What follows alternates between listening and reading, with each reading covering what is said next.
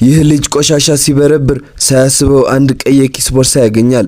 ቦርሳውን ከፍቶ ሲያየው ጥቅጥቅ ያሉ የገንዘብ ኖቶች በውስጡ ይመለከታል። ራፋኤል ቦርሳውን ማንም ሳያየው ኪስ ውስጥ ከተተው። ከዚያም ለጓደኛው ጋርዶ ምልክት ሰጥቶት ሁለቱ ታዳጊዎች ማንም በማያያቸው ቦታ ተደብቀው ገንዘቡን መቁጠር ይጀምራሉ። ራፋኤል ለጓደኛው ጋርዶ የተወሰነውን አካፈለው።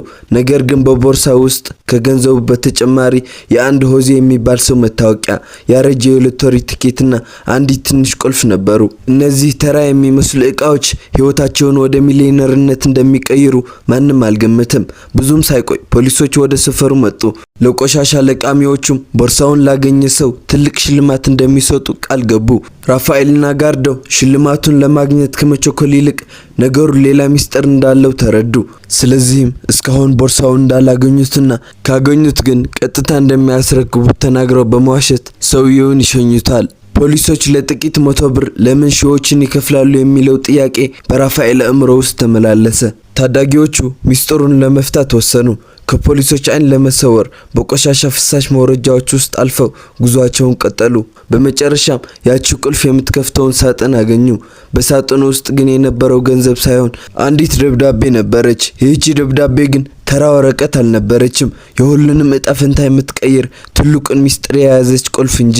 የእነዚህን 3 የልጅ አዋቂዎች ሙሉውን ታሪክ ከፈለጋችሁ አቤላሪካ በሚለው ዩቲዩብ ቻናሌ ላይ ወይም ባዮ ላይ ባርት ቤቱ እንደ ንግስት የምትታይ ተማሪ ስትሆን ኤልቪን ደግሞ እሷን እያያት የሚውል አንድ ተራ ተማሪ ነው። አንድ ቀን ፓሪስ መንገድ ላይ ያለች አደጋ ደርሶባት መኪናዋ ስለተበላሸች ኤልቪን ወደሚሰራበት ጋራጅ ትሄዳለች።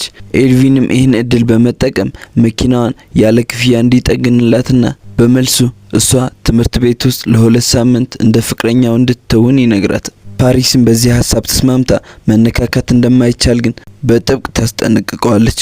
በንጋታው ጠዋት ኤልቪን ፓሪስን እየጠበቃት ይቆይና ገና ከጅምሩ ፓሪስ የኤልቪንን አለባበስ ስላልወደደችው ከላይ አንድ ብራንድ ልብስ እንዲለብስ ታደርገውና በተስማሙት ስምምነት መሰረት አብረው እንደ ፍቅረኛሞች መስለው ወደ ትምህርት ቤት ይገባሉ።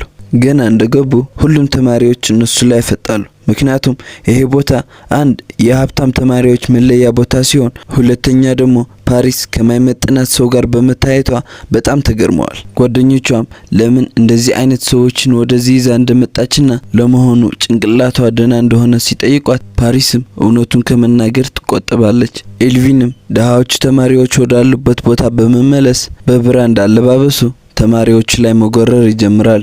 ጓደኞቹም የኤልቪን ልብስ እውነተኛ ብራንድ መሆኑን ባያምኑም በኋላ ግን በእርግጥም ብራንድ መሆኑን ያረጋግጣሉ። በዚህ ነገር በጣም ተገርመው ያለ ምሳ ሰዓት ላይ ኤልቪን ከፓሪስ ጋር ወደ ሀብታሞቹ ቦታ በመሄድ ምሳ እየበላ ያዩታል። በዚህም ሰዓት የትምህርት ቤቱ ዘናጭ የሚባለው ተማሪ ይሄ እሱን የሚመጥን ቦታ እንዳልሆነና ተነስቶ ከደሃዎቹ ጋር ቁጭ እንዲል ሲነግረው ፓሪስ ምንም አያገባህም በማለት ታባርረዋለች።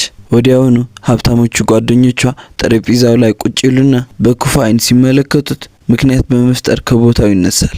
አስተያየት አረ ልጁን ተፋቱት። ፓሪስም በዚህ ድርጊታቸው የእውነትም ስርዓት ያጡ እንደሆነ ጓደኞቿን በመናገር በሁሉም ተማሪዎች ፊት ኤልቪንን እራት ይዟት እንዲወጣ ጠይቀዋለች። በዛው ቀን ምሽት ኤልቪን አበባ ይዞ ወደ ፓሪስ ቤት ሲሄድ እንደ ወንድ በራስ መተማመን ሊኖረው እንደሚገባና ሴቶች እንዲወዱት ምንም ፍላጎት እንደሌለው ማሳየት እንዳለበት ትነግረዋለች። ከዛም ወደ የትምህርት ቤቱ ባስኬትቦል ጨዋታ ሄደው ኤልቪን ቁጭ ብሎ ጨዋታ በሚያይበት ሰዓት ዘናጩ ተማሪ ፊቱ ላይ ምግብ በመድፋት ይህ የሱ ቦታ እንዳልሆነ በሁሉም ተማሪዎች ፊት ሲነግረው ኤልቪንም በብስጭት ከቦታው እየሮጠ ይወጣል። ቀጣይ ፓርት እንዲደርሳችሁ ቪዲዮን ላይክ